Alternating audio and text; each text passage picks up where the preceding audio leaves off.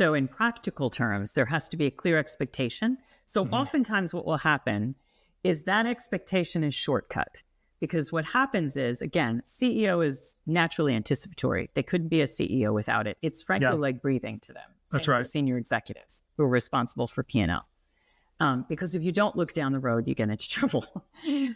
So by the fact that it is natural to them, it can often feel like it should come naturally to others. And when it doesn't, they think others oftentimes are not capable of it. And again, they pull back and they take on more of it themselves. But in today's business climate, as we've been talking about, it takes more than one person being anticipatory. Yes. So the first thing is to set the expectation and what it actually means. And a number of people, a leader will think, oh, XYZ, my COO, for example, I'll make this up, is not capable of it. But they, haven't set the expectation and they haven't externalized their thinking. This is key. So let me break this down kind of in very practical terms. Okay. I'm thinking of a particular client, CEO, whose COO was really struggling to anticipate. And one of the first things I did when I was talking to the CEO was I said, share what you are thinking. And I have a whole kind of framework on this because it's got to be practical and applicable. But what are you thinking? In other words, what are you monitoring? What are the patterns? What are the trends? Again, someone who's anticipatory in their initiative and leadership is going to do this almost like breathing. To someone who's learning, it will not feel as natural. So you kind of need a template for it. So what are you monitoring?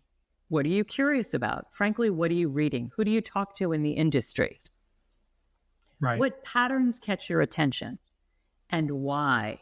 So why are these particular things the things that you are monitoring and curious about as opposed to these other things? It could be any number of things. Could be your competition. It could be any number of things. But so by externalizing your thinking, what I mean by that is make transparent to the person that you have the expectation of, make transparent what you're thinking and why.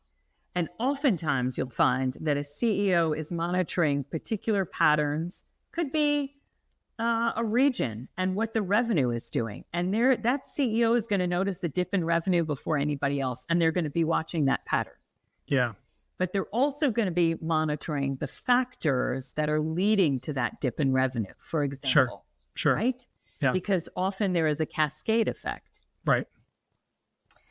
So the first thing is kind of externalizing your thinking. It's having the expectation, externalizing your thinking, and then getting agreement by let's say your chief of staff, your chief operating officer, your entire senior leadership team, that they're in on this and that they want to learn how to anticipate with you.